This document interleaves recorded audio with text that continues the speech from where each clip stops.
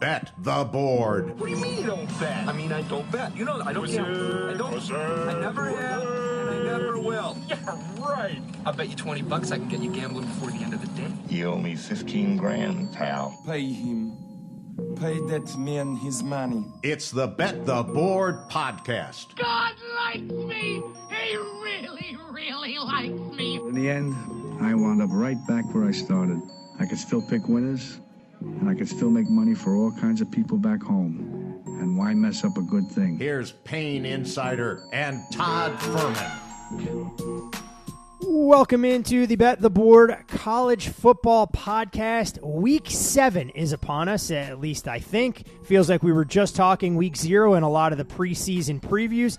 The grind is officially on, and we're starting to see the grind take its toll on a lot of the prominent programs across the college football landscape, but more on that when we get into the nuts and bolts of today's show. I'm your host, Todd Fuhrman, joined as always by my esteemed colleague and co-host, and yes, that's singular on today's program.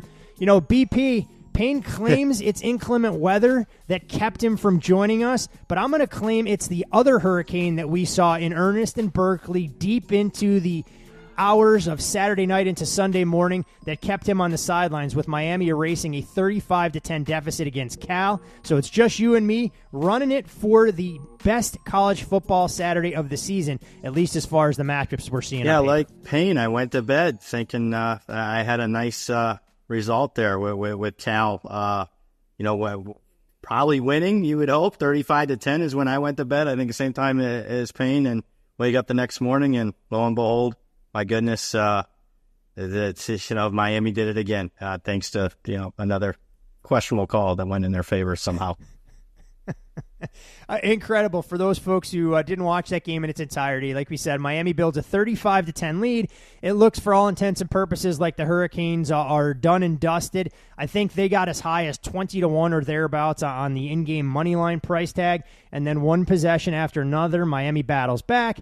Aided, of course, by a targeting by the very definition that wasn't called. Xavier Restrepo gets loose, 77-yard against one of the softest zones from a defensive-minded head coach in Justin Wilcox, and Miami remains unblemished. But when we look at what transpired last week, Miami may have dodged the proverbial bullet out there, but there were a number of other proud programs that didn't. And Brad, when we go through some of the results, I mean, 4 of the AP top 11 teams lost versus unranked opponents last week. It was the most such losses in a single day, going all the way back to 2016. When we look at what's gone on so far this season, 9 losses by AP top 11 teams versus unranked opponents. There were just 7 of those last year. And then we take it one step further. There are 3 teams that have not trailed in a single game so far this season. Texas, not a surprise to anybody. And then there's Indiana, the college football juggernaut at 6-0 yet to trail. And, of course, one of our beloved service academies, Army, with that distinction as well. What do you make of some of the chaos that we've seen so far? And I know it's kept a lot of teams' seasons very much hanging in the balance, because with the 12-team playoff, one loss doesn't provide that death knell if you're coming from the Big Ten or the SEC or a team highly ranked and regarded. Yeah, maybe that explains some of it in the fact that less sense of urgency. It means maybe, there's a little lackadaisical in the preparation time, and that's why we're seeing more upsets. Could be a variety of things. We've said this, that it might be the day and age where we don't have that, super elite, college football team like we saw from like 2019 LSU, 2020 Alabama. Teams at the top of college football, especially not necessarily starters, but probably players 25 through 50. Probably aren't as good as what they were just a couple of years ago because of the portal. If they're not playing, they're going to go elsewhere. Variety of things are why we're seeing a little bit more parity. But I'm not sure that, you could just all write it off. Oh, it's just a couple of weeks. You're overreacting. No, I think this might be the new normal. And obviously, teams like Georgia and Alabama can afford not just one, but probably 2 losses. And I think that sometimes it's, how do you preserve the fact that you want your team playing its absolute best at the end of the season, not necessarily grind them into dust through a gauntlet of what, are tougher schedules, particularly in the Big Ten and the SEC, but with the additions of those new members of the conference. So a lot. I mean, we could do several podcasts on all this, all the changes.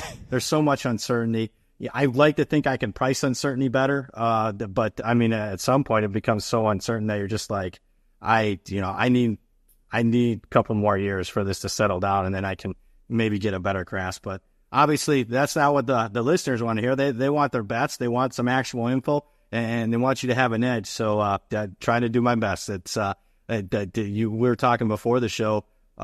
It's just, what does it cost for me? It costs for me just to focus on college football year round. I don't have time for other sports. But with roster turnovers 40-50%, instead of 25%, it's just all that extra time.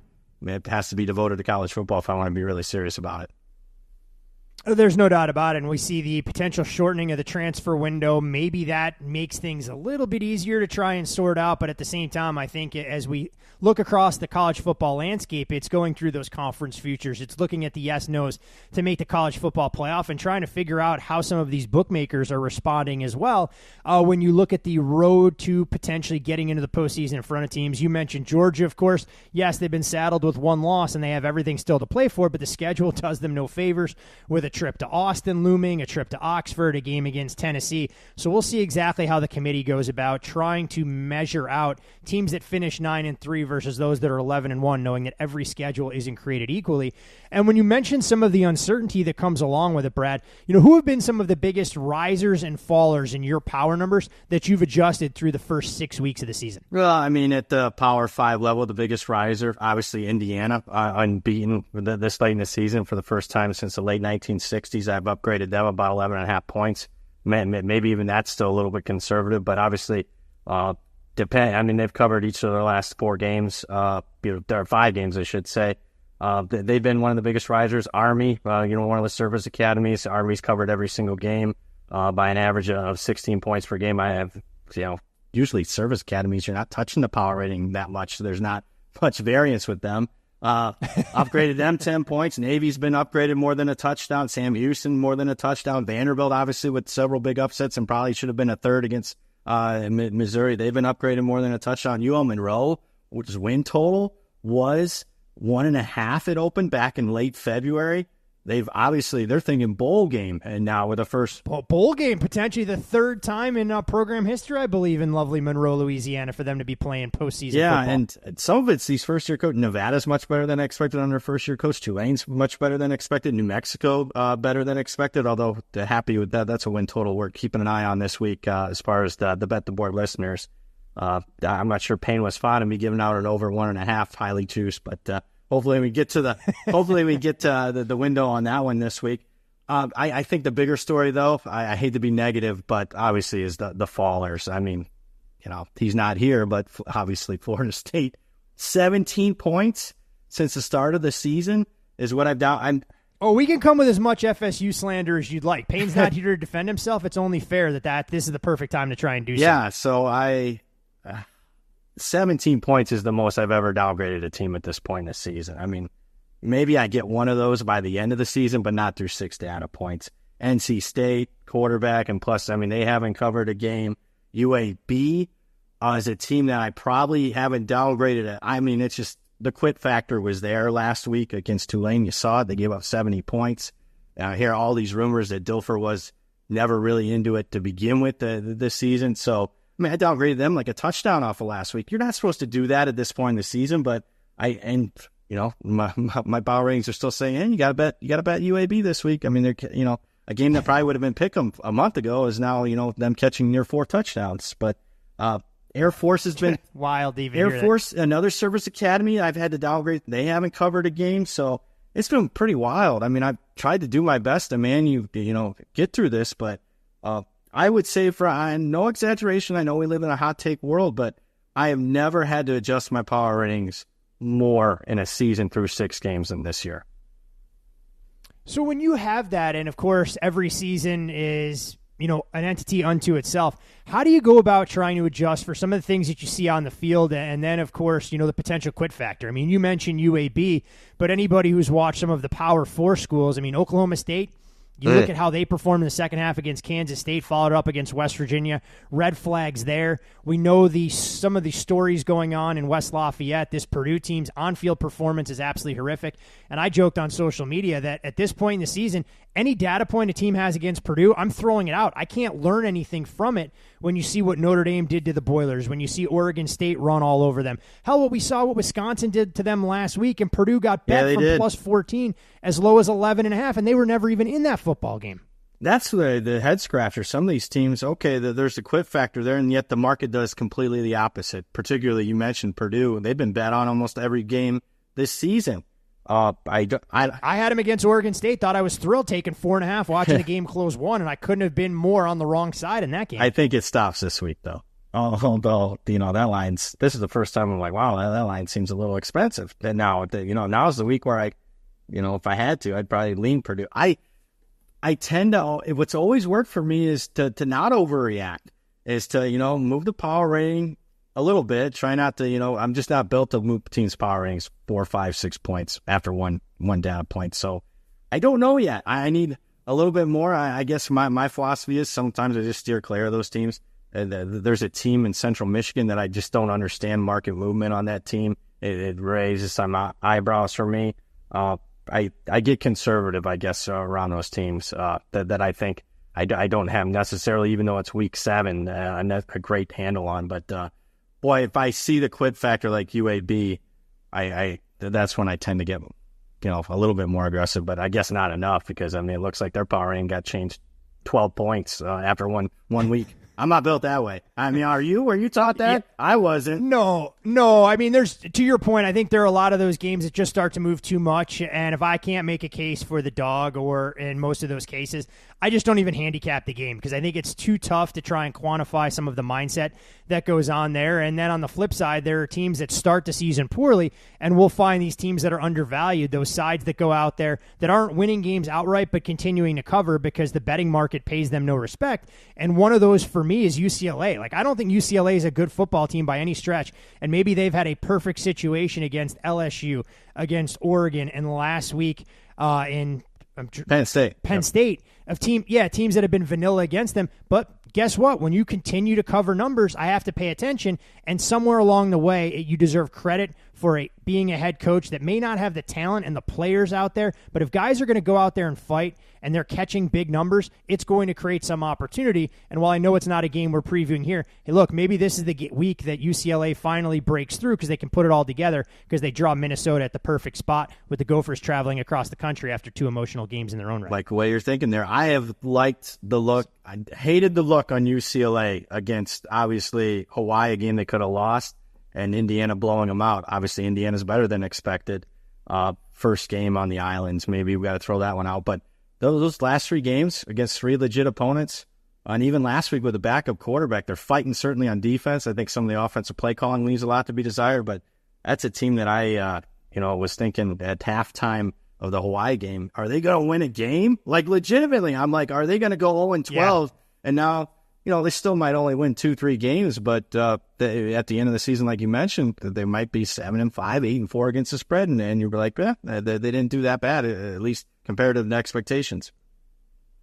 Yeah, for sure. The one other team I think that may fall into that same bucket who we started to see some life out of on a midweek game last week, may have to keep my eye on the Houston Cougars for the change at quarterback. We all love Willie Fritz, and could be a team you that's had to bring that one watch, up with the win total. Another 16.5-point outright underdog. Trust me. I know we gave that out as a best bet here, and watching Houston look completely incapable of scoring a point offensively, then they have to go out there and win the game as a 3-touchdown dog against TCU, and now I'm looking at their schedule going, we're going to have to sweat this thing from start to finish. That looked like a rocking chair winner, they're going to go 2-10. We were right. Maybe 3-9. No sweat. Now it's like, man, this guy come down to late November, sweating out a win total that I thought I had it by a full win. There will be some work left to do, no doubt, in that particular league. But glad we had a chance to talk a little big picture and how, some of the inside baseball stuff works, as a lot of our listeners aren't building their own power ratings, but are always curious to hear how we make some of those adjustments, how we overreact, and how we should underreact to some of these spots that are out there. And mentioning Houston, we may as well stick, Brad, in the Big 12 when we break down our first game on the show, with Iowa State going on the road to Morgantown to take on the West Virginia Mountaineers. And for those folks who haven't checked, West Virginia is going to unveil all black that they're calling, I think they're cold jerseys, that are absolutely awesome. So I want people to check those out for a night game there in Morgantown that should be A loud and boisterous environment, to say the least, and we're looking at Iowa State, a field goal favorite on the road. Total on this game ticked up from where it opened, 51, now up to 53.5. And when we look at the Clones, they're 5-0 for the first time since 1980, trying to go 6-0 as a program for the first time since 1937. We look at West Virginia. While the Mountaineers have been saddled with 2 losses, suddenly those losses to rivals in Penn State and Pittsburgh don't look so bad when you consider that Penn State and Pittsburgh both undefeated to this juncture in the season. West Virginia, meanwhile, 2-0 in conference play in consecutive seasons for the first time since 2008-2009. They do have a 7-game losing streak versus AP-ranked teams that they'll try and get in the rear-view mirror. But, Brad, when we look at this game, West Virginia went out there and they took the life out of Oklahoma State right from the opening kickoff. We saw the Mountaineers get bet from +4 below the key of 3, and there was minimal resistance at that 2.5 threshold. Garrett Green gets banged up but is able to finish the game. We saw West Virginia completely dominate time of possession with nearly 44 minutes in that contest. In steps an Iowa State team that can play a little bit of pitch and catch. Rocco Becht, his numbers aren't going to blow you away, but he does have 2 passing touchdowns in 8 of his last 9 games. They have underrated receivers in Jalen Noel and Jaden Higgins that should have success against the West Virginia secondary. And the other storyline here, Rocco Becht's dad, Anthony Becht, going to be inducted into West Virginia's Ring of Honor, so it's going to be a little bit of an emotional atmosphere there. When you look at a game like this from a number standpoint first and foremost, is there something that stands out with Iowa State laying a field goal on the road against a West Virginia team that I know the 3 of us were high on coming into the season? Yeah, for starters, my power rating is close to the line, as it probably should be in most cases at this point in the season. I shouldn't be getting too much disparity, but, looking at, is there an edge, a specific edge, and I got to tell you, after deep diving this a little bit last night, I understood why there was a move made on the over. Particularly, you look at Iowa State offensively. Jaden Higgins and Jalen Noel, maybe the best 1-2 punch duo as far as Big 12 wide receivers. And obviously, Rocco Becht has been pretty solid. I mean, he's not going to, wow you with arm strength or size or anything, but he's in the top 30 in QBR. A big thing for the Iowa State offense is they found a little bit of balance. The first 2 games of the season, I mean, they could not run the football, but boy, the last couple of weeks, you think, they got Abu Sama, they should be able to run, but actually it's been a little jitterbug. Jalen Jackson from Eastern Michigan has gotten more touches each game, gives him a little bit different dynamic out of that backfield. He had his first 100-yard game last week, so you could see, I think this offense is trending up. Obviously, the West Virginia pass defense, still some concerns there that now they've been better the last couple of games, but still this pass defense ranks number 106 in EPA per dropback, number 126 in coverage grade. So there could be some opportunities here for Iowa State to take some shots. On the other side, you mentioned that kind of West Virginia is a team, there could be some value on this one, particularly if they're able to pull the upset here, because I thought their season was on the brink just a couple weeks ago. They were 2-2, getting beat by Kansas. They score a couple of late touchdowns after a weather delay. They pull that one out in the final minute. And then you mentioned it, from start to finish, they just demolished Oklahoma State, although that just might be Oklahoma State already waving the white. I was gonna say that may be a combination of factors. It may be West Virginia trending up and Oklahoma State trending in the wrong direction. Still outgained them by 330 yards. I mean, it was as dominant as it gets. They're facing, an Iowa State defense that, hasn't faced a balanced attack so much. I mean, only allowed 103 passing yards per game the first 4 weeks. Well, look at who they played offensively, North Dakota and Iowa, and teams that really struggle to throw the football. But, last week faced a little bit better passing offense, not a great one in Baylor, but struggled a little bit. And that one was a little bit of a misleading final. If you're following along, a lot of people I know liked Baylor in the game, and they look like clearly the right side. In fact, I thought they might pull the outright win at least 30 minutes into that game. So I think there's opportunities for this West Virginia offense. Continue to if they're balanced with Jaheim White, C.J. Donaldson, a running back. I got a couple of, they're not going to lie a wide receiver, but they got enough guys to give this Iowa State team fits. I just, after diving into this one last night, I can understand why a friend of the program sent out over. I can tell you that was one that I didn't identify early in the week. I'm kind of regretting it. And you know what? You mentioned the game last week. I mean, Iowa State able to hang 40 on Baylor in inclement weather. I mean, you look at the way that Iowa State committed to the ground game, and you wonder if the Cyclones secondary would have been exposed by Sawyer Robertson and the Baylor team that couldn't run the ball all that effectively. But when you're throwing in a 20, 25-mile-an-hour winds, not going to exactly create the opportunity there. And you talk a little bit about the Iowa State defense. This is a group that we highlighted early in the year. I think it was going into the Cyhawk showdown that were banged up at linebacker. A lot of those guys still aren't out there yet for Iowa State, and it could create some problems knowing that West Virginia wants to hit you in the mouth, play a physical brand of football, and then try and set up some of the big plays over the top. Are you surprised at all that we haven't seen any movement around I guess I should say Iowa State did open 2.5, get bet up to 3. I'd have to imagine there would be an appetite for the dog if it ticked up to 3.5 in this spot. Absolutely. That appetite has been met. A few places did have 3.5. That's certainly the case. If it ever popped 3.5, you will see money on West Virginia. I think spot play. And then, Campbell's not necessarily a guy that's great as a favorite. We saw a lot of money, or at least a lot of people I respect be against him last week. Certainly that would be the buy price in this one and probably the preference. But, boy, if it sits at 3, we're not going to see too much movement off of 3, in my opinion. Yeah, almost feels like the perfect number there for what should be one of the more electric atmospheres that we'll see in the Big 12 this week. Nighttime kickoff in Morgantown, the unveiling of new jerseys, and West Virginia right now a chance to move to 3-0. And you look at the Mountaineers' odds to win the conference, right around 10-1. Iowa State, more or less a short shot, mentioned in the same breath as Kansas State and Utah thus far. From the Big 12 to the SEC, BP, we'll go Florida, Tennessee. We've grown accustomed to this being the third Saturday in September. Of course, won't be the case this week as we look at our calendar and see it'll be the middle of October, and it's Tennessee more than a 2-touchdown favorite, laying 15.5. Total in this game has ticked up a touch from 54 at the bottom out to 55.5. And Tennessee is going to try and do everything they can to rebound from a disappointing effort last week where they lost outright as a 2-touchdown favorite in Fayetteville against Arkansas. And this series, for all intents and purposes, has been relatively one-sided. Florida 17-2 versus the Vols going back to 2005. Florida 7-2 in Knoxville since 2006.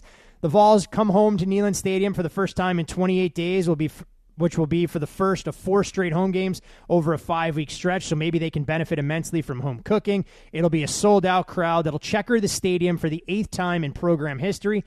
Tennessee, favored by 14.5 points this week, is the largest spread as a favorite versus Florida in the past 30 years, and it's the first time that Tennessee has been ranked inside the AP Top 10 versus Florida since 2005. Meanwhile, on the other side for the Gators, we look at their performance, and that was a battle last week. At home against UCF, we saw UCF get out to as much as a 3-point favorite. There was significant buyback on the Gators, and Florida for 4 quarters was the better team, went out there and won that game from start to finish. We look at Florida offensively. We know that Graham Mertz is a little bit limited in terms of his physical capacity and his ability to spread it around, but he has 2 wide receivers in Elijah Badger and potentially Eugene Wilson returning to action that should be able to have success against a Vols defense that, yes, has answered the bell and has checked a lot of the boxes. But, Brad, I watched that game against Arkansas, and Taylon Green was able to play some throw and catch. I think Florida can be able to replicate that game plan if they're able to protect up front, even in hostile territory. Yeah, the thing is, in Arkansas, they should have been out to a bigger lead. A lot of scoring opportunities weren't good in short yardage situations once they got inside like the Tennessee 40, 35-yard line. Could have been up more in that game where they didn't have to come down to the final. And then obviously Taylon Green and Jackson, the running back, get hurt. And, obviously the backup's in there, and they still lead the game-winning drive, whether, the last play Tennessee allowed them to score, which I kind of question. I'm all about allowing you to score, but when you got an Arkansas backup kicker that's already missed a field goal and you got 2 timeouts, I don't know if that was the right time to do it for Tennessee. But you bring up a couple good points. Tennessee statistically, obviously very dominant, particularly on defense for most of the season. But then let's look through their schedule. You talked about teams that I've upgraded and downgraded so far this season. Well, it just so happens that Tennessee's quote-unquote 2 best wins, NC State and Oklahoma. I've downgraded NC State 12.5 points since the start of the season. That team might not even go to a bowl game. Oklahoma, we'll talk about them, in a few minutes, but I've downgraded them more than a touchdown. That's a very, one-dimensional team, extremely banged up at wide receivers. So, when your other 2 wins are Chattanooga and Kent State, hindsight's always 20/20, but it's like, man, I should have bet more on Arkansas last week heading into that game. Nico Iamaleava, has not lived up to preseason expectations. I know he's a young kid, but he just hasn't. He's number 54 in QBR. He's not making quick decisions. He's hesitant. We saw that in the final play. He didn't know what to do. You got to.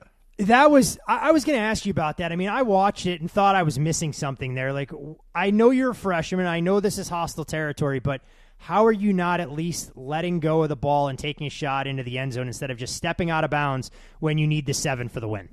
Moment felt like it was too big for him. I mean, if you remember, I think the play or two before he bobbled a snap, it looked like, oh, why are they calling a run play in this situation? It wasn't a run play. It was just a bobbled snap that happened to, bounce to the running back there. He just didn't handle it well. What they should do here is you got to give the ball to Dylan Sampson, who has been dynamite for them. He's number 4 in the country in opponent-adjusted EPA per rush.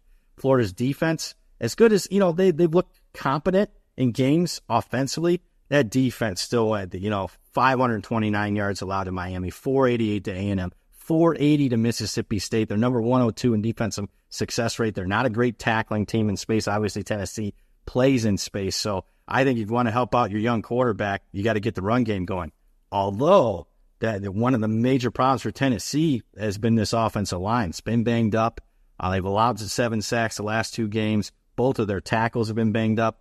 There's some atrocious online clips of individual plays that look like, bad high school stuff in the Arkansas game. So they're going to have to get that cleaned up. They think they're healthier this week. It comes down to this for me. Yeah, you mentioned at the start, it's their biggest favorite role, but they are coming back home. It kind of off a loss.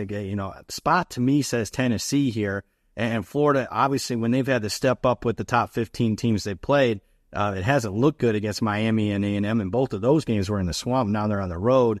I don't know. Here we are, week 7. I don't know if Tennessee's any good because of those 2 data points against NC State and Oklahoma that we thought were going to be good, and really aren't aging well, to put it mildly. No, it's a fair point. And when you look at the way things have gone for this Vols offense, when they step up in class, they've struggled. I'm not sure this is a step up in class. And to your point, when you talk about coming home, I think it'll be a much more friendly surroundings. Josh Heupel has talked extensively this week about playing with a little bit more pace and tempo, which you think should bode well.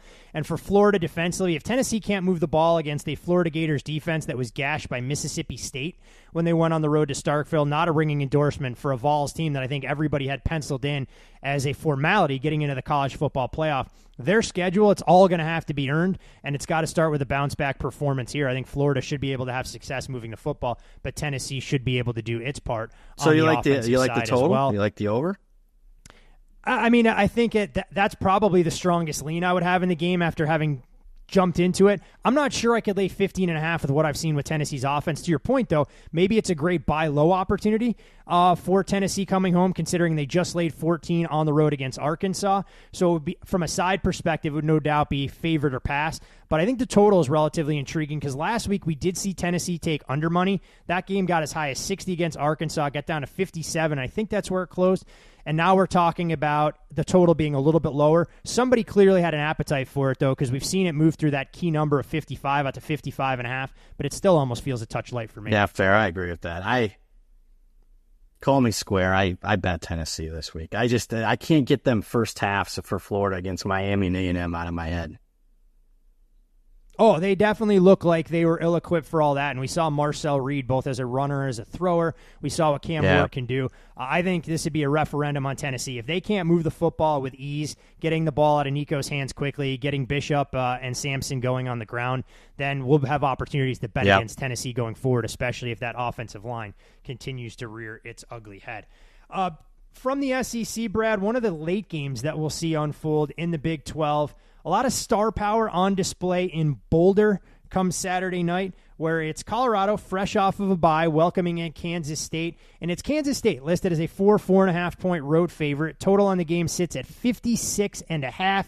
For Kansas State, a win would give them a 5-1 start for the second time in 3 years. Started 5-1 and finished 10-4 back in 2022. Meanwhile, for the Buffs, they're seeking their first 4-game winning streak since 2020 when they started undefeated in that COVID season. They're also looking to accomplish their first 3-0 start in conference play and 3 straight conference wins for the first time since 2020 as well. when you look at what Colorado did during the bye week, Shedeur Sanders spending time in our backyard, seen at the Las Vegas Aces game, taking pictures with Asia Wilson. Kansas State wants to go out there and run the football. We've seen what Avery Johnson can do as a runner. He's clearly much more dynamic in that department, and they've created a 1-2 combo with him and DJ Giddens. Meanwhile, on the other side for Colorado, look, we've been critical of this program in a variety of ways they go about conducting their business. But what surprised me a little bit for Colorado is they've yet to allow a 100-yard rusher or a 100-yard receiver so far this season, something that they did 11 of 12 games last year. They were prone to the big play. Explosive playmakers had their success. And when you look at Colorado, they found another gear in a lot of these second halves, whether the adjustments that Livingston is making as defensive coordinator, something is going on there. But when you look at this particular game, we've seen money come in on Colorado, the total largely unchanged. It doesn't appear we're going to have any wintry weather or anything like that in Boulder. Fascinating matchup that'll go a long way in shaping the Big 12 title. As a fan, after we got multiple dynamite games in the afternoon and the night games. I think this is a great late night cap, a very intriguing game. I'm not necessarily, think that it offers a ton of value, but as far as an individual side or total. But you mentioned a lot of things that I want to dive in a little bit deeper. Colorado, to me, their season was pretty much going as expected, and then the Hail Mary touchdown pass to beat Baylor kind of, obviously springboarded them to the next week. To, I thought, by far their best performance of the entire Coach Prime era, blowing out UCF as 2 touchdown underdogs. I find it funny, they're getting their flowers when they don't deserve it for the last year and a half, 2 years, and then they go out and roll UCF, and it's pretty quiet on social media. I don't understand it. Now is the time to be praising Colorado at this point. It's why you know how the social media circle works, Brad. When people aren't deserving of that praise, that's when they get it, and when they actually do something to go out there and warrant it, it somehow slides under the radar, especially in terms of the news cycle. I don't understand it. I guess that's my boomer in me. I guess what I did see in that game that I thought was, you mentioned, that the Colorado rush defense, the rush offense, gave them just a little bit of something. 128 yards in that game. Third, you think 128 yards, that's nothing. That's actually the third most they've had in the last 2 years. So that opens up a lot of things. Obviously, Shedeur's having a good season. 70%, 14-3 ratio. Still takes too many sacks and still holds on the ball too much. But I think one of the major questions is can Kansas State get pressure on the quarterback? They have a number 127 pass rush grade. Obviously, UCF couldn't get there. Kansas State, 9 sacks their first 2 games, 3 in the last 3. So they got to get, pressure in the face of Shedeur, like Baylor did for a majority of the game, except the last one. I don't know what they were doing the last play, but Nebraska obviously did. So that's going to be a key there. This is a Kansas State pass defense that allowed, 300 plus to Tulane and Oklahoma State. They're going to be up against it. So it really comes down, can Kansas State generate pass rush? If they can't, boy, Colorado obviously can win another game out right here. On the other side of the ball, Avery Johnson's been hit or miss for me. Obviously, boy, on the road, he's been more missed than hit, particularly at BYU during the headlights there at the end of the second quarter and start of the third quarter. If they can get the run game going and him not have to rely on him throwing it, 35 times, I obviously would be a positive for Kansas State. But as you mentioned, it's been a little more tough sledding against this Colorado rush defense this year. Boy, on paper, though, I'd still lean Kansas State to be able to do something. Offensively in the run game. I mean, Giddens and Avery Johnson are, you don't see that. That's one of the better duos in the country from quarterback to running back as far as running it. Boy, I said a lot there you mentioned the Colorado money's already showed. It's usually late in the week is when it shows. So, Yeah, which tells me we may be in store for a little bit of buyback as we get closer to limits being raised on Thursday and Friday for the Colorado money to show this quickly is what my gut is. Yeah, I agree with that. So I haven't bet it yet, but what I was anticipating is, Colorado, that money shows just a little bit late in the week, and it's not necessarily the professional variety. And I think if one more tick or so is when we start heading the other way. So that's probably my anticipation as far as the market move. I agree with that. One thing to keep tabs on in this game, we mentioned Colorado being better against the run. One area that they have struggled defensively is slowing down opposing quarterbacks, which plays into Kansas State's strengths. We look at some of the more mobile quarterbacks that Colorado has faced. Cam Miller of North Dakota State back in week 1, 16 carries, 181 yards. Sawyer Robertson, who I wouldn't say is going to have anybody confused with RG3, 9 carries for 82 yards. And even KJ Jefferson, who's built more like a fullback than a runner that can get away from you in space, 20 carries for 76 yards. That can't be lost on Coach Kleiman. When you look at Avery Johnson and the prop market, his over-under set at 63.5. If Kansas State can keep him upright in the passing game, Avery may have a path to be the team's leading rusher, even ahead of DJ Giddens, who's priced at 99.5. You mentioned that Kansas State secondary, always interesting in college when you see Shador's numbers, 310.5, the going rate on the kind of productivity that he could put up against this particular secondary. And we look at Travis Hunter, his number hovering right around 100 for a guy who's really thrown his hat into the ring in terms of competing for the Heisman. You can follow Brad on social media at BradPower7. You can follow Payne there as well at Payne Insider. I'm, of course, Todd Fuhrman. Follow me. Most importantly, though, for all things Bet the Board podcast related, be sure to follow the podcast at Bet the Board Pod. And again, sign up for the Bet the Board podcast newsletter. We know the NFL best bets haven't been up to our high standards, but the newsletter bailing us out, as I believe we are still undefeated with some of those Friday player props. So no reason. Take the few minutes, go to the website, sign up. You'll have that delivered directly to you each and every Friday with a lot of additional great information to get you ready for the busy weekend of football ahead. And when we talk busy weekends of football, Brad, I mean, we've been through the Big 12. We talked about a lot of their rivalries. It feels weird to say that this is an SEC showdown now taking place in Dallas between Texas and OU. And for the first time in an eternity, this game won't be played at 11 o'clock Central Time, 12 o'clock Eastern. They're sliding it back, which gives people extra time to eat all of their fried foods at the Texas State Fair, one of the few rivalry games I've actually been to myself years and years ago, and it is an electric atmosphere. Texas, though, comes into this game as a 2-touchdown plus favorite, laying 14.5. Total on the game, 50.5. We did see this number open at 51.5, get as low as 49 before some over money started to enter. And when we're starting to dissect this game and put it in a little bit of a historical context, these teams first met in 1900 and have met every year since 1929, taking place at a neutral site since 1932. Texas and Oklahoma will meet for the 13th time, with one of the teams ranked number 1 in the AP poll, tying USC, Notre Dame, and Oklahoma, Nebraska for the most by any matchup all time, where one of the programs comes in with that number 1 ranked distinction. Texas facing Oklahoma while ranked number 1 for the first time since 1984, though. And for those folks who can remember back to that game, Texas and OU ended up tying 15-15. Oklahoma's won 4 of the past 5 meetings versus Texas, yet has been outscored by 10 points during that span, thanks to a 49-0 lopsided decision there. And Texas will come into this game favored by double digits over Oklahoma for the first time since 2005. Why is that year important for folks wearing burnt orange? Texas went on to win the national championship later that season under Vince Young's leadership. Texas' third straight game being favored against Oklahoma after Oklahoma was favored in the previous 13 meetings. Brad, Texas gets Quinn Ewers back under center. We lived through the Arch Manning experience a little bit, and he underwhelmed. Probably not fair, but that's how I felt. Didn't have the same command of the offense as the consummate veteran. Matched up against an Oklahoma defense that has clearly been this team's strength, and they've had to be very good.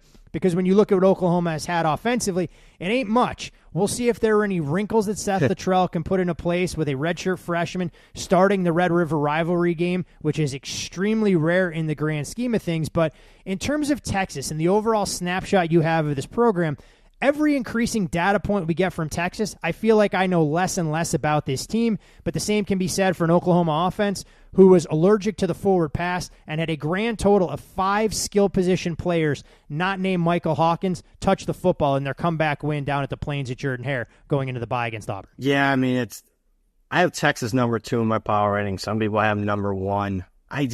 Who have they played? Go through Michigan. Well, I mean, I don't think Michigan, when it's all said and done, is going to even be a top 25 team. So Michigan might be lucky to be 6-6, even with the change of quarterback to Jack Tuttle. 7-5, very much in the cards for the Mason. And when you look at that schedule, Oregon, Ohio State, and then road trips to Illinois and Indiana, they're up against it. So I don't know yet. And just when they got something there, I think people late third quarter, 14-6 against Mississippi State on your own field. That wasn't dominating for the top 2-3 teams. So obviously we'll find a lot more. I don't know if this is still going to be a great data point because of the issues that Oklahoma has. I did find it interesting. I know Ewers was probably expected to play, but usually when it hits the Don Best screen, Quinn Ewers upgraded to probable. Well, we usually see a movement in the line. Didn't see anything.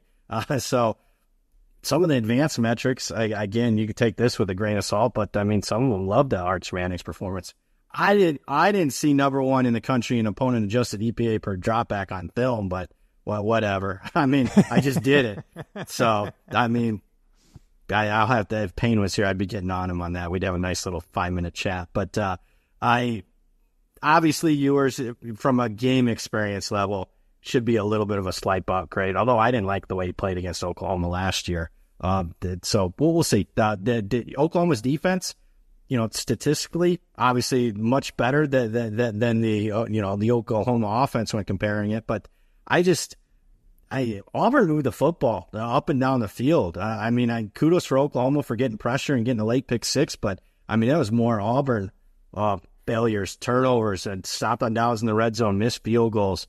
So I was wondering at that point, I know they're off a bye, but I was wondering if that OU defense is finally wearing down because they're just not getting anything from this OU offense. Obviously, Arnold's already been benched. This is a team that, again, I've significantly downgraded, even though they're 4-1 on the season, but they're outplayed against Houston, phony final against Tulane, lucky win against Auburn where they got outgained by like 200 yards.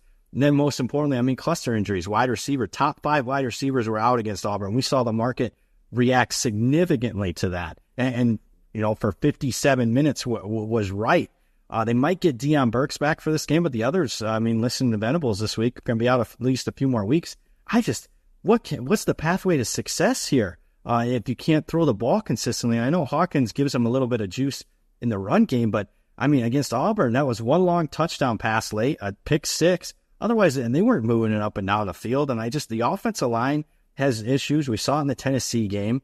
I just don't see a big pathway to success here against Texas's defense. I mean, the only pathway is to force turnovers and take advantage of them. But I normally don't gravitate towards the favorites in big rivalry games, especially the big numbers. But I just think if Ewers isn't rusty and plays clean, how does OU keep up here? I'm anxious to see where this number goes because I'm telling you, there's some books out there with 14, just one tick lower will be involved on Texas. It's wild because when we look at Texas overall, you mentioned how some people have bumped them up to number one, and we've seen the quarterback carousel. It's going to be Quinn Ewers' job going forward, and we look at the scoring margins that Texas has put on the books. The 52-0 win against Colorado State, took care of business at Michigan, 31-12, UTSA 56-7, Louisiana Monroe 51-3, and then a workman-like performance with Arch, 35-13. I think the unit that I have the most questions about, Brad, from either side in this game is the Texas defense. But to your point, Oklahoma's not the kind of offense that's going to be able to test it. I mean, Texas has not faced a team that ranks inside the top 75 in total offense so far this season. So they may dodge a bullet this week against Oklahoma, playing on a neutral with 2 weeks to prepare and scheme things up defensively. But you have to imagine if Texas gets through this game unscathed and with a comfortable margin of victory, it's going to be a little bit of a jolt to the system when they welcome in the Georgia Bulldogs next week, especially knowing that Georgia already has that one loss on their resume and would love nothing more than to knock Texas from the ranks of the unbeaten should Texas take care of business in this Red River rivalry. Yeah, I think you hit it. They're not giving out a lot of stuff that doesn't sound like they say they have a lot of big edges this week. I'm telling you, you just brought up a game that there might be a big edge next week, and one of the bigger games of the year. If things play out accordingly this week, there will be some interest on the team against Texas next week. I can tell you that because it will be a shock to their system because of the top 4 or 5 teams. I mean, obviously we'll talk Ohio State, Oregon in a little bit. I mean, Texas just on paper hasn't really played anybody. Georgia, out of the top 5-6 teams, at least in anybody's power rating, has played the toughest schedule. So we know what we're getting from Georgia, and we know their strengths and weaknesses. I don't know if Texas has fully been exposed yet, and that. We've seen teams, Mississippi and Tennessee the last 2 weeks, finally play somebody with just a pulse and not even on Georgia type, and they've struggled with it. So, yeah, that's the opportunity that we're looking to take advantage of is next week. Now, full disclosure there, we're not sure who from the Georgia Bulldogs may be arrested between now and kickoff of next week, so stay with us. It is a fluid situation down there in Athens as they try and get everybody from their starting 11 on the offensive and defensive side to have at least one misdemeanor or felony on their resume, the way that Kirby has really lost control of that program. An excellent article that Barrett Sallee put out, by the way, who's close to the Georgia program, finally saying enough is enough, and Georgia's got to get this thing figured out. I mean, Brad Payne and I, not to go on a tangent, talked about it. Look, Nick Saban never had these issues, and Kirby comes from that same school. This is starting to take on a much more Urban Meyer type feel than it did anyone else, the way that Kirby has kind of lost control with all of these off-field shenanigans for all the players, despite putting together one of the most, if not the most talented roster in the entire sport. And Urban kept it together for a little bit, but when it went bad, it went really bad. And, Urban had the ultimate leader in the locker room, at least, to help keep things somewhat together, and Tim Tebow. I'm not sure Georgia has that kind of alpha personality. I mean, Carson Beck's great, but he's not that type of guy that Tebow was. So that would be the caveat is, that's not good off the field. I mean, speeding tickets are one thing. This situation with Colby Young's a hell of a lot different. Should have been, and no questions asked, immediate dismissal. I am right there with you. You want the legal process to play out, but the preliminary details not exactly great. And for those folks who want more information, you can go ahead and Google it. We're not here to try and meter out justice in any capacity unless it finds a way onto our betting card and we can profit from it in that particular regard. We'll stay in the SEC, Brad, though, with a Magnolia Showdown, or I think that's exactly what the rivalry is. I mean, I butcher it all the time, and I'm sure LSU and old fans will correct me for being incorrect, like they always do. It's Ole Miss, a 3.5 point road favorite for a trip down to Baton Rouge. Total on this game has ticked up a touch from 63.5 where it opened up to 64. You have to look at this game with two teams coming in from different ends of the spectrum. And I'll ask you this before we get into some of the X's and O's. LSU comes in well-rested, off a bye. They dispatch South Alabama in workmanlike fashion going in. Meanwhile, Ole Miss, they're playing their third straight difficult opponent.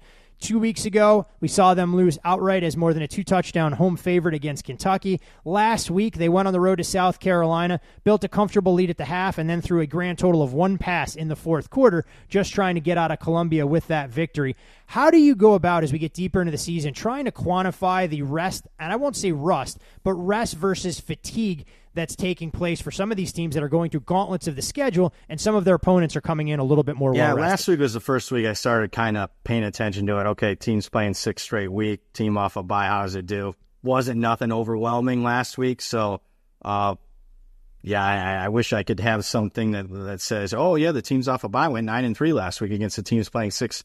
There wasn't anything like that, but it's certainly a factor that maybe it's tough to quantify, but maybe it keeps me, preventing me from betting on a team. Maybe in this case, Ole Miss, because statistically they're the far superior team in this one. It's definitely something I don't overlook, but it's tough saying, well, in this spot it's worth a point, the next spot it's worth nothing, and it just, as I've gotten, this. When I first start now, this is critical. They're off a bye, the old situational handicapping, baby. Situational handicapping 101, trying to come up with arbitrary values to find the justification to walk to the window with. Yeah, they're 9-1 against the spread against left-handed, red-headed quarterbacks west of the Mississippi at the games played after 7:30. We don't do that anymore, so it's tough to quantify it, but it's part of the handicap. It's just, it's not the most important piece for me.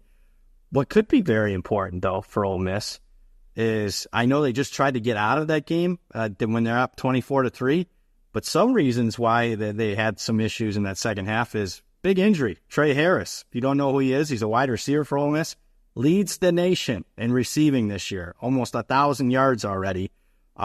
Left the game, wasn't in there for the majority of the second half. Lane said earlier this week if the game was today, he wouldn't play.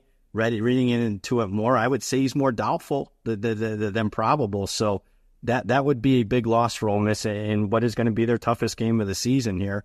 They do have still some weapons. Wells, when he's not fumbling out of the end zone, Prescorn at tight end. Watkins played a lot of football for him, but might see a little bit more Jackson Dart run game here. And Henry Parrish was a good pickup, probably not getting enough credit as far as all their transfer portal pickups at running back for them, number 9 in opponent-adjusted EPA per rush. But on the other side, LSU, I can tell you this, the market hates LSU as much as any team in the country this year. Every week, money comes in against LSU. Just does. They've heard you talk about Brian Kelly. They've heard the Brian Kelly slander from Brad Powers. They go, you know what, we got to downgrade this team each and every week. Yeah, and they, Sharp Group earlier this week even laid 3 on Ole Miss to move it out to 3.5. So every week, if you want to bet against LSU, I'd say do it early rather than later. And if you want to bet LSU, wait, because you get a better number later in the week. But there are some things that, they found, I thought, recently in the last few weeks that they played. Pass rush. We really were concerned about this LSU defensive front, and I still am as far as the run game. They just don't have a lot of size and a lot of depth, but no sacks in their first 2 games, 13 the last 3, so a little bit better. They're especially getting better play from their defensive ends. Pass defense still concerns me. Number 119th in the country in completion percentage, number 112 in coverage grade. So, again, there's going to be, even with or without Trey Harris, there'll be some opportunities for Dart in the pass game. On the other side, a good positive for at least LSU, Payne Durham, a true freshman running back, 8.9 yards per carry, can catch the ball in the backfield. Really, he's gotten more touches here recently, had his best performance in their last game. Could be that missing piece that they have, because I do like their wide receivers. Not as good as last year's wide receivers. I like their tight end. This still can be one of the better offenses. Nussmeier's been fine. Boy, that offensive line for LSU left a lot to be desired against USC in that opener, and now they're facing an Ole Miss defense, at least on paper, statistically. They haven't faced a great opposing slate of offenses, but lead the nation in sacks, lead the nation in TFL, 63 TFLs already. Walter Nolan doesn't get enough credit on the interior. He takes up 2 blockers and allows the other guys to get pass rush. Man, week 7, probably more questions than answers for these teams. But if it was just, we weren't talking about a team playing 7 straight weeks, and we weren't talking about one of their best players on offense might not playing, and we were just looking at numbers, looking at performance, to me, I'd want to bet Ole Miss. But because of the situational spot, and I do know Brian Kelly, and I usually am negative towards him, this is the type of game that a lot of times he wins. So I am not involved, at least at this point, on the game. Yeah, I think you mentioned it. I mean, of all things being equal, both teams came in off a bye, both teams being healthy. This would be a cheap price on Ole Miss. And by the way, I'll correct myself at the top. This is the 113th installment of the Magnolia Bowl. I know friend of the program, Ben Mintz, would be happy to try and send me an angry text if I didn't get this rivalry right. So I wanted to clear that up pretty quickly. And yeah, I mean, when we look at the way Ole Miss is trending, I mean, it's a team that has to run the ball on the road. We've seen some of the conservative tendencies from Lane Kiffin, especially away from home, and the offense loses a little bit of luster. But to your point, this is an LSU defense that leaves a lot to be desired. They're a lot more pass happy. But the one thing I will say was interesting reading about this game is Brian Kelly saying that the best way that he thinks this LSU defense can protect against Ole Miss is trying to keep the ball. So I wonder if they're going to be much more methodical, even for Brian Kelly standards, especially now, to your point, that they've found a running back that they can lean into in Caden Durham. This will be a little bit of a more difficult assignment than playing the South Alabama Jaguars, but at the same time could give them balance behind an offensive line that would like to avoid being in known passing situations right from the start. Hey, one final thing I wanted to ask you, Brad, about Ole Miss. We talk about this team all the time with the pace, the tempo, the gaudy stats. They've been one of the best under teams in the country. What do you make of that and how that impacts the way they're priced in the market, knowing they've taken on inferior opponents and they've been able to take their foot off the accelerator, but it always feels like a little bit of a disconnect because we can think this team is high-flying and offensive-minded, but the betting market tells us otherwise, that they've been a tremendous under team all season and even going back with Lane Kiffin in SEC road games. Well, the market, honestly, prices their games too high, so there's a lot of value. You want to be contrarian because the immediate thing you think of Ole Miss is you think high scoring, you think offense, and since Pete Golden started getting that defense together last year, boy, they've been one of the better under teams in the country. I mean, this year 5-1 to the under. What have I done? And I'm glad you brought it up. I bet the under. Last week I thought was because I didn't think South Carolina could do much offensively, and I was going to ask you about this one. What are you hearing? Because, I mean, I bet the under on open thinking, hey, this is going to, move significantly 3, 4, 5 points towards the under. Hasn't happened. I get it that Ole Miss hasn't played an offense this good, but like you mentioned, Brian Kelly wants to hold on to the football, play keep away. And if Ole Miss is, obviously, if Harris doesn't go, they're not going to be at optimal strength. And LSU's defense at least playing a little bit better as of late. I haven't played the side yet, but I have played the total, and we're getting close to, we're going to play the total quite a bit. To like one of my favorite totals of the week. What have you heard? I was going to say, I haven't heard a ton on it, and I think that's what's always interesting about some of these primetime games. I mean, this will be the marquee game Saturday night. We're now sitting just north of that key number of 63, in terms of where it can go. So anybody who may want to try and go under, 63.5 or better, still widely available in 64. I'm curious to see the next move, but I also think on some level, people have in the back of their mind the game that we saw unfold last year, where it was 55-49. I mean, Ole Miss had 706 total yards of offense, second most for them in an SEC game this century. So people see that, they see the brands, and they're a little bit apprehensive, but it was only a few years ago before we had a similar total here, and the game never sniffed down in Baton Rouge. Both teams a little bit more methodical, and to your point, if no Trey Harris, it takes away some of that home run threat that Ole Miss has, because while you like the other pieces, there's clearly a chemistry and a connection between Jackson Dart out there, and if Dart's legs are going to play a bigger role, that clock's going to keep churning, and we'll see exactly how these teams approach it. It's the first time where both teams are in the AP Top 15 since they played back in 2003 when Eli Manning was the starting quarterback at Ole Miss and Nick Saban was on the sideline. So a lot more at stake in the SEC for two teams that come into this game already saddled with losses. LSU, of course, in the non-conference to SC, and Ole Miss a couple weeks ago to Kentucky. The Rebels lose this game. Suddenly, they're not talking about an SEC championship. They're just trying to keep their playoff hopes alive. So I'm with you. I think it's under or pass in this game, but I'm very curious to see the next move, if we see it tick up a bit or we see that 63.5, 64 tick down to 62.5. I agree. Obviously, we're going to get to, on paper, a bigger game, but as far as playoff implications, this one, there might not be a more important game on Saturday because it's kind of an elimination game. Do you see the loser? I mean, obviously they could win out, but I mean, they are going to be really up against it to win out with both of these teams' upcoming schedules. I mean, the loser's pretty much out of this. So, I mean, that makes this must-see TV because I could tell you the fan bases wouldn't be too happy being, for the most part, eliminated here early in October. No, I'll tell you one thing. From a Bet the Board listenership standpoint, I would be happy if Ole Miss came out with a victory, saddle LSU with their second loss, and we would just need one more slip-up from Brian Kelly to be able to cash that best bet. He's capable. A&M, Alabama. At 9.5. A&M, Alabama. Yep. Yeah, there are still plenty of big games on the schedule, and look, that's what we wanted from these power conferences is that there's very few layups. All schedules aren't created equally, but I think you're exactly right. When we look at the national implications as far as the college football playoff is concerned, that LSU Ole Miss game is bigger than this game we're about to talk about right now, which is, of course, the marquee game in the Big Ten, taking place in Autzen Stadium for Ohio State, traveling out to Oregon. And we look at the numbers here. Ohio State, well, they've seen some money come in against them. They're down as low as 3 at a prominent shop out here in the desert. 3.5, though, pretty much the consensus. And late on Wednesday night, we actually saw some over money enter the market. This total was as low as 51.5. We're now up to a dotted 53.5, 54, depending on where you look. A Chip Kelly homecoming of sorts yet again.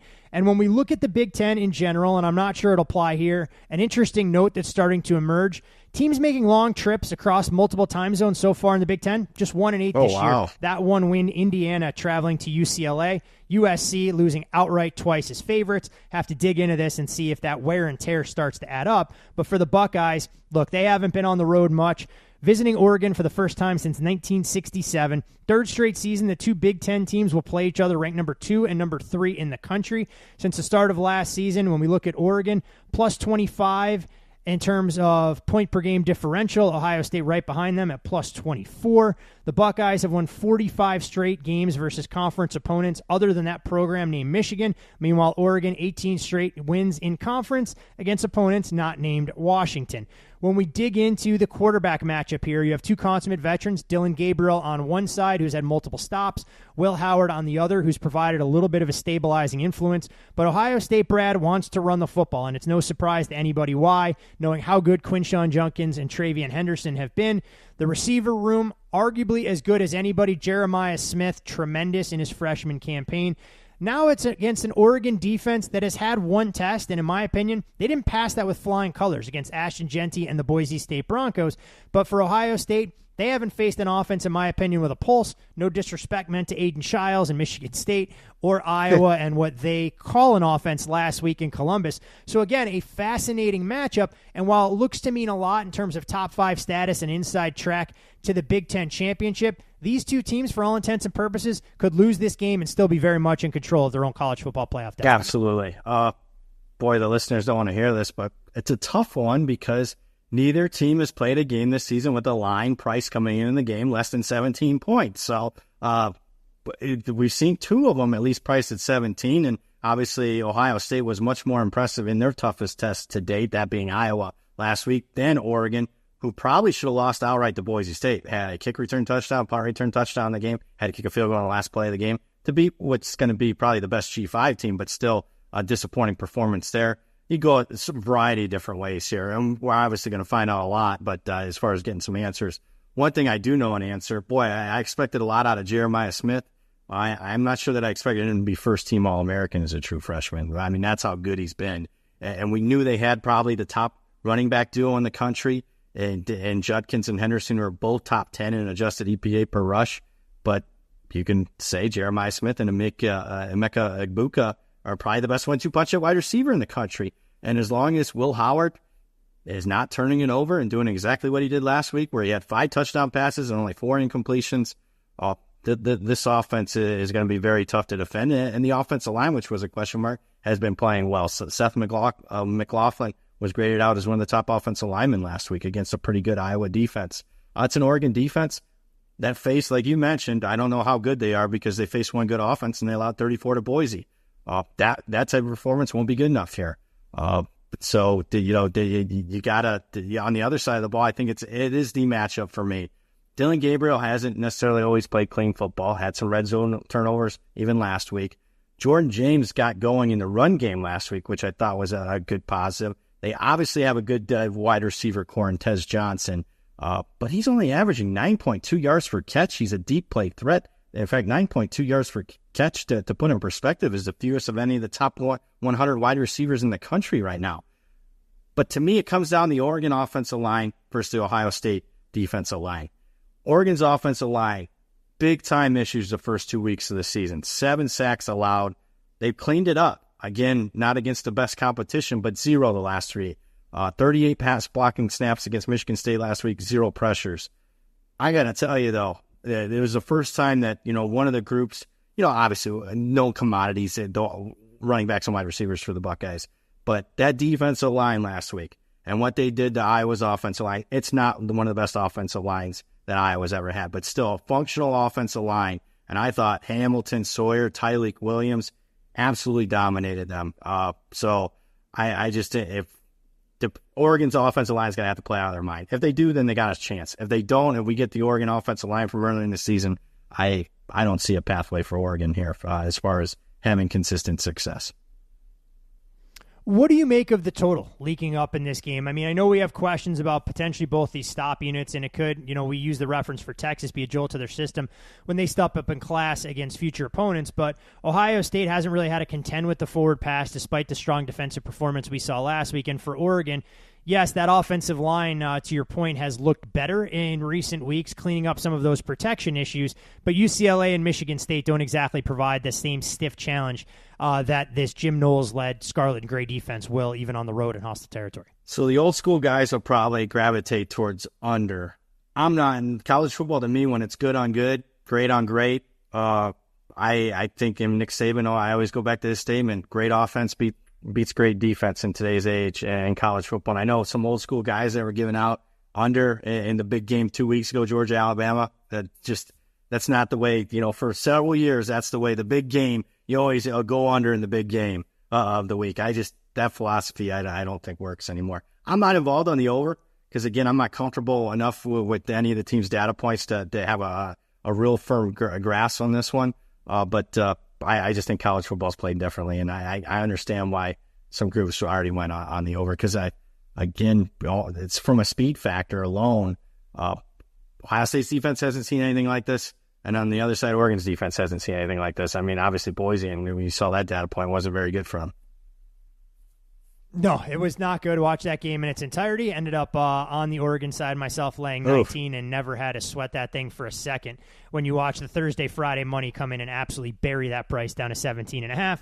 Had a feeling how that game would go and played out more or less what we expected. At some point, you just Genty, rooted for it to lose outright? Because that's where I was in that game. You know what? If I had Boise to make the playoff, I would have felt that way, but then quickly realized we only bet them to win the Mountain West, so it was going to have no impact either way. So just wanted to see Ashton Genty continue to have a big day. He went out there and performed, and look, that may be the primary data point that keeps Genty in this Heisman race if Oregon's defense goes out there and puts together a signature performance and can bottle up the Buckeyes on the ground. Have you heard anything? One last thing, Go ahead. No, go ahead. I'll let you fire away, and then I'll ask one last question before we head on to the final Big Ten game with USC Penn State. Have you heard anything? I haven't heard much noise around this game from my circles. But I haven't. Spoke to some people that said there would be an appetite to back the Buckeyes if the game got to 3. Agree. That would be my sentiment as well. That's what I have heard, and I know this is a number during the offseason that we saw it ping-pong right around Pick'em, so we've seen the betting market respond, and that's kind of what I wanted to ask you. What have you done with these two teams from where you had them priced before the season, given some of those muddied waters as far as overall data points in terms of making adjustments or more or less the status quo? I guess if we're picking data points, you have Oregon against Boise as the one that you can hang on, and Oregon underwhelmed from that standpoint. And I guess last week, Ohio State against Iowa, where we saw Iowa take substantial amount of money, game 7-0 at half, and Ohio State just found another gear after the break. Yeah, so I know I got beat up, but Brian probably should because I was tough on the Buckeyes on the Big Ten preview, but I got them number 1 in my power rankings right now. I've upgraded them a couple points, although, again, they haven't played the toughest competition. I've downgraded Oregon 2.5 points since the start of the season. The Boise game, it's tough for me to get that out of my system. And boy, they've been a little clunky even last week against Michigan State. UCLA game wasn't overwhelming to me. The Oregon State game was it, but I don't think Oregon State's that good. So, I went from the start of the season. I got a bad bet here. I talk about my summer game of the year bets. I had these two teams priced pretty similarly coming into the season. So obviously Oregon at home, I thought they should have been the favorite. There was markets that had them the underdog in the summer line. And I got some good old negative CLV that I can't wait to get off of here. I will say what's interesting to me, I've been hearing 3's the buy price too for the Buckeyes. And the book that takes the biggest bet here in Vegas is sitting on 3 and nobody's biting it yet here. Yeah, that's what I find surprising as well. So, I mean, you look around, you have a national shop at 3 as well, a couple of them at that point. So very curious to see where the move comes if we do get a big move on either Thursday and Friday for this game. A contest that I haven't touched in any capacity. There was one market that I was looking for in this game. I don't think it'll be available, so unfortunately it'll probably keep me on the sidelines unless something drastic changes going forward. We mentioned the Big Ten. Was it a Chip Kelly prop? I'm joking. No, it wasn't a Chip Kelly prop. It has to do with the quarterback for Oregon, his particular prop, but I don't think we'll get that market. Penn State USC, that's the final game that we have on the docket. And when we look at the way the dynamic is played out here, I think all of us anticipated this game meaning a little bit more until USC goes on the road, stubs its toe in the Eastern or Central time zone this time around as more than a touchdown favorite against Minnesota, squandered away a 17-10 lead. And as a result, you've seen the market take notice. And we have Penn State now as a 5.5-point favorite in this contest. A total opened as low as 48. We're now out to 50.5, 51. For these two teams to renew acquaintances. Haven't played since the 2016 Rose Bowl, a game where we had Sam Darnold on one side, we had Saquon Barkley on the other, and neither disappointed. Sam Darnold, 453 yards passing and 5 passing touchdowns. Saquon Barkley, 249 yards from scrimmage, 3 touchdowns. That game featured 35 players who eventually got at least one snap in an NFL game. When we look at how these programs have moved since 2022 when Lincoln Riley took over at USC, Trojans, third most prolific offense in the country, 39.9 points per game, and Penn State staying true to their defensive concepts, allowing just 15.1, the 5th best mark. When we look at Penn State, they're playing their first road game since their season opener at West Virginia way back on August 31st. Penn State 5-0 for the 4th straight season, the longest streak in program history. It's the longest streak by a Big Ten team since Ohio State did it in the late 90s. When we look at USC, they have not lost 3 of its first 4 conference games since 2001. The Trojans, if we look at a 12-game sample size, just 5-7 their last 12 games and 2-6 in their last 8 conference games. Lincoln Riley has lost his past 4 games versus AP top 5 opponents, allowing 45-plus points in each of those games. And Brad, we look at Penn State's offense. Nicholas Singleton was out there taking warm-ups. James Franklin said it was nothing to worry about. He doesn't get on the field for the game against UCLA, so it's more Katron Allen. And we know when this Penn State ground game doesn't have the lightning complement to its thunder, it loses a little bit of its luster. Drew Aller not attempted more than 24 passes in any of the team's 5 games this season. When we look at his year-over-year improvement, completion percentage up substantially, yards per attempt up as well, and actually his yards per attempt improvement of plus 3.9 from 2023 to 24 is the largest in all of the FBS. So credit to him and Andy Kotelnicki trying to simplify the game plan, but they've lacked some of that big play stuff. And meanwhile, for USC on the other side, sure, they dealt with inclement weather in Minnesota. They weren't able to get the passing game on track. But I think the most troubling thing, and I'm not going to be a rocket scientist or split the atom here, is that USC's defensive line looks ill-equipped to handle that heavy running style that teams like Michigan, that Minnesota, and now Penn State can bring to the table in conference play. You touched on a lot of great points. A couple stats going back to the previous game as far as the cross-country travel. 1-8 you mentioned. Penn State in the news this week for James Franklin, promoting that they increased the length of the airport out of State College so they could fly out. They actually got a bus to Harrisonburg and then fly out of there, and they're actually arriving to this game on Thursday. So being anxious to see how that impacts someone with a little unique travel here. Singleton looks like he's back this week. They need him because, this was a team that was averaging 250 rushing yards per game the first 4. Without him in the lineup, 85 against UCLA, and anybody that bet Penn State last week, that wasn't good, to say the least. You mentioned the yards per attempt improvement, another good stat, but I also agree with you that it still looks clunky a little bit, and there's still lack of consistency with this offense. And you don't believe me, popping the tape last week against UCLA, popping the tape against Illinois. It's not humming yet, and maybe we're grading it too harshly. In 5 games under Andy Kotelnicki, maybe it's just not at this point, but they do have some weapons outside of even that 1-2 running back punch. Tyler Ward has been playing like an All-American. They play him everywhere. He lines up in the backfield. He's in line at tight end, out wide at tight end, wildcat. He's taking snaps over, at center. I really like behind center as a quarterback. I really like him. They also might have found another wide receiver that they can maybe depend on. Clifford's played a lot of snaps for them over the last few years, but he was the highest graded wide receiver in the country. And it kind of the last week, and that showed on tape. So maybe they found another weapon. USC's defense, you hit on it, improved this year. They're allowing 16 points per game less than a year ago, 117 yards per game less than last year. But when they needed to get a stop in these Big Ten games against very one-dimensional Michigan and one-dimensional Minnesota, they could not get off the field, and they gave up the long. Whole stadium knew they were running last week against Minnesota. They ran the ball 10 out of 12 plays on their game-winning drive. And couldn't stop it. And I'm here to tell you, Penn State's run game just as good when healthy, and Penn State's got a much better pass attack than Minnesota and Michigan. So I'm concerned about the USC defense, particularly Eric Gentry, who's not like a big inbox, inline linebacker just because he's lengthy but he can play in space. Leading tackler for them missed last week's game.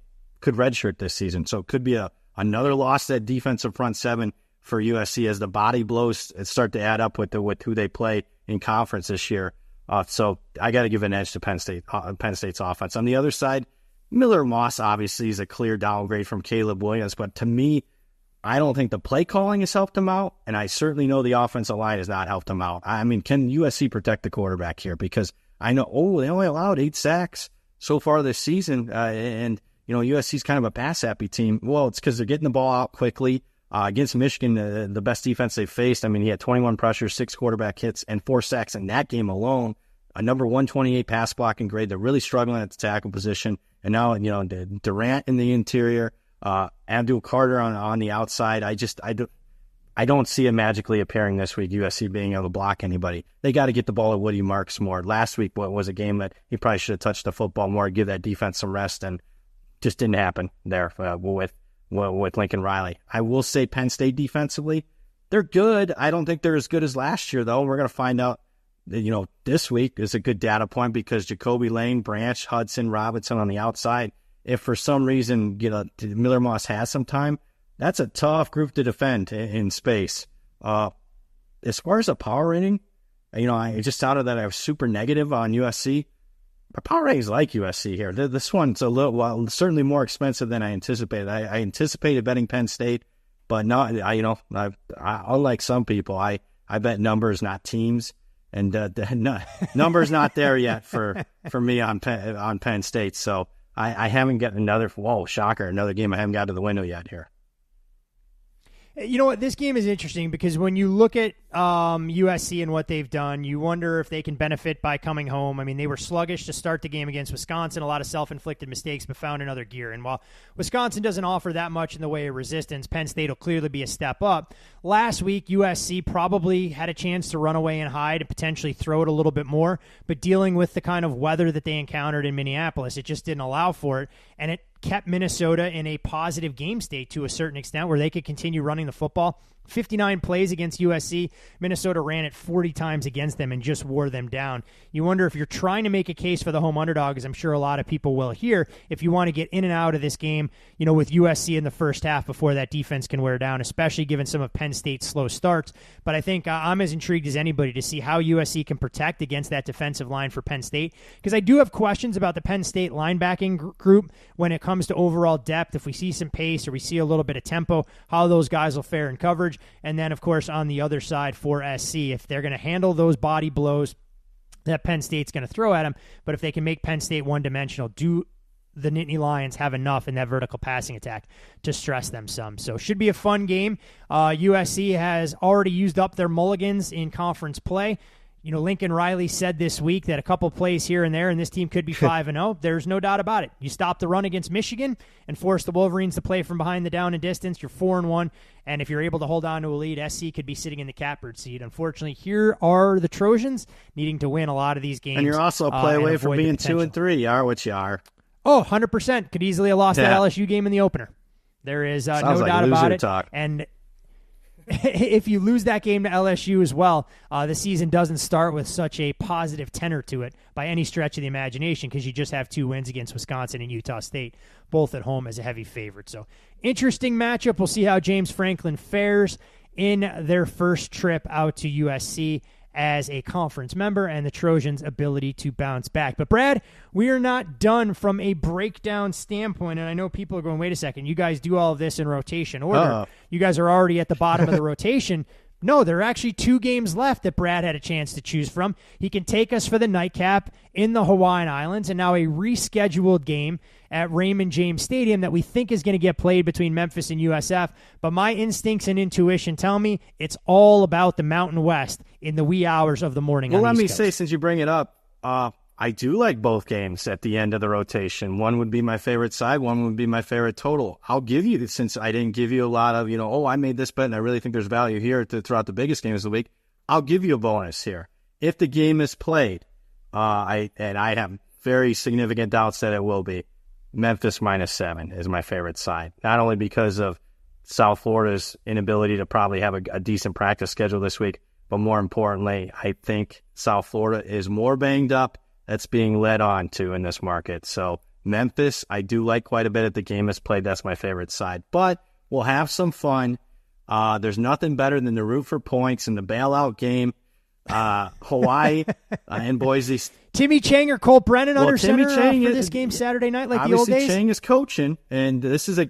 Well, I asked if he could be under center for us. It might help us. No, those days are gone. But this is a guy that's familiar with point spreads and totals, if you catch my drift. We're going to go with, look, it seems square, but sometimes with college football totals, you can't catch up to what teams are. And we're going over the total, over 61 in the Boise-Hawaii game for a multitude of reasons. Let's just start on the Boise side. They're 5-0 to the over this year.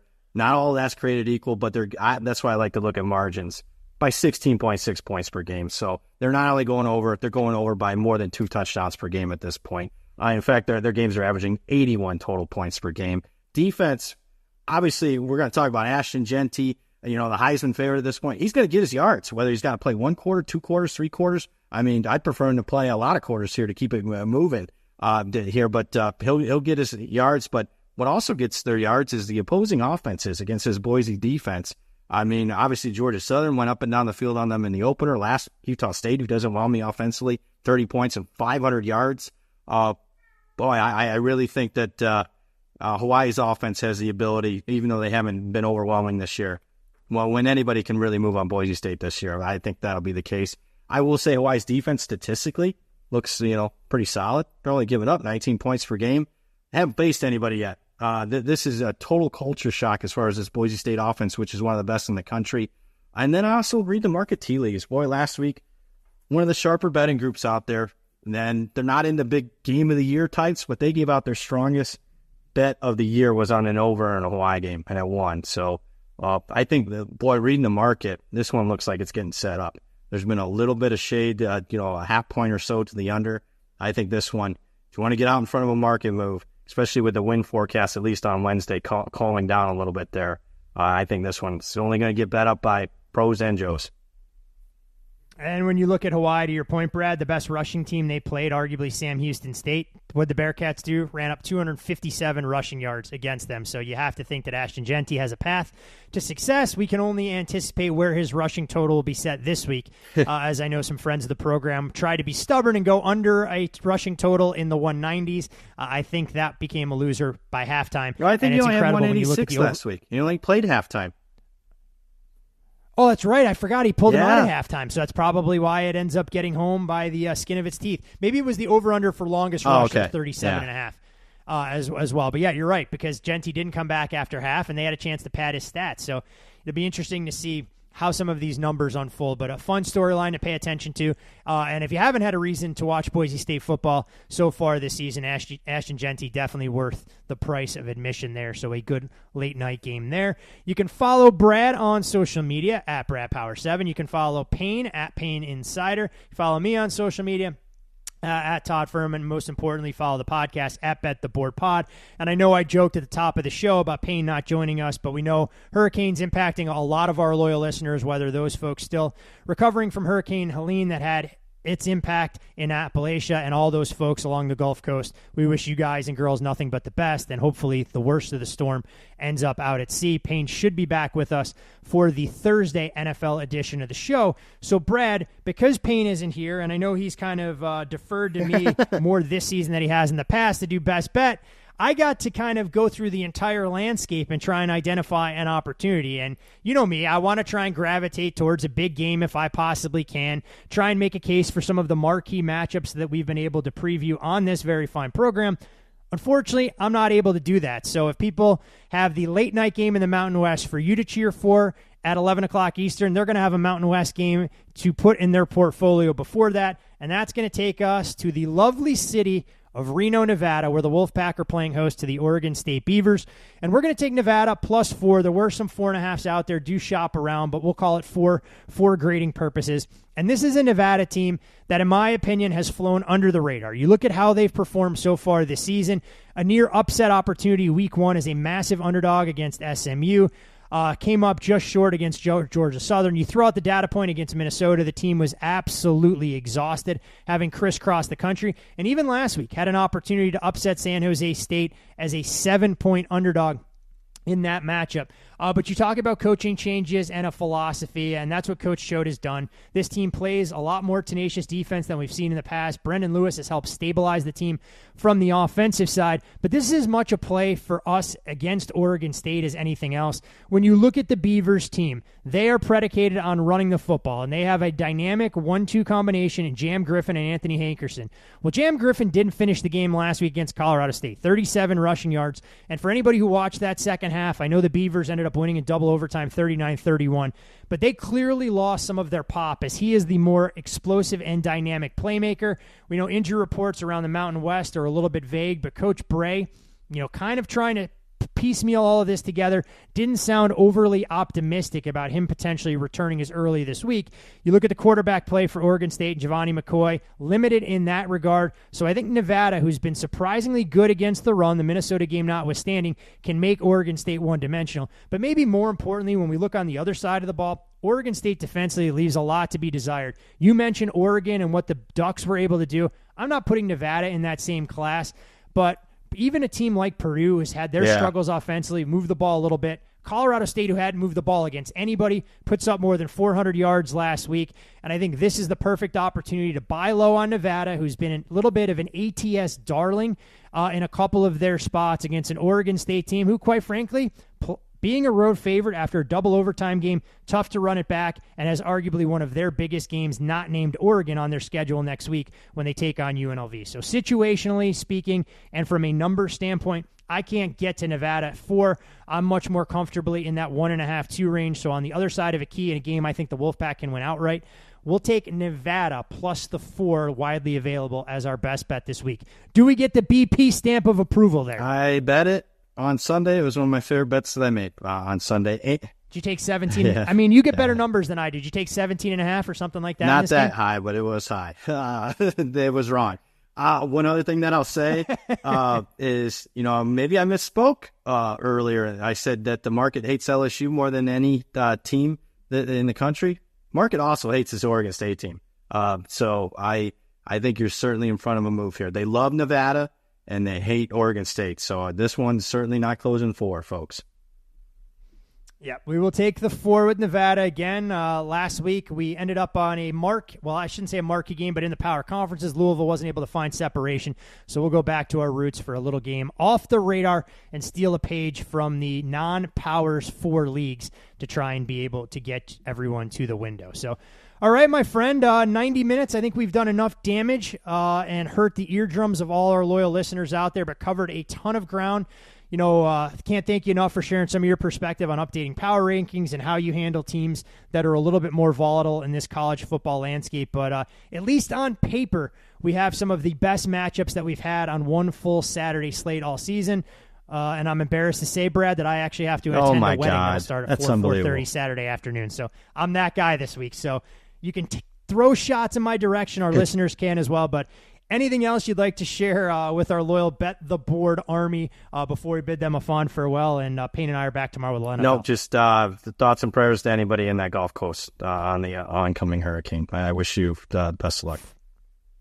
For sure. Be safe, be smart. We're thinking of all you guys and girls in that neck of the woods, and we can only hope that Hurricane Milton and all of the news stories talking about the velocity and the ferocity of this storm subside a little bit by the time it makes landfall. There are things that are oftentimes more important than both college and the NFL, and the health and safety of all our loyal listeners take priority over all of that. So for Brad Powers, Payne Insider, I'm Todd Fuhrman. Best of luck with all of your college football investments for Week 7, and most importantly, with a pair of Mountain West tickets in that portfolio, a little Boise State, Hawaii over, and Nevada +4. Come Saturday night, and, well, I guess deep into the morning on Sunday on the East Coast. We'll see you at the window. We hope you enjoyed listening to this episode of Bet the Board. Make sure you follow Todd and Payne on X. Todd is at Todd Fuhrman. That's TODDFUHRMAN. And Payne is at Payne Insider. That's PAYNEINSIDER. Don't forget, our weekly newsletter comes with an additional best bet. Have that delivered to your inbox by clicking the link atop the podcast show notes. And most importantly, subscribe and download Bet the Board.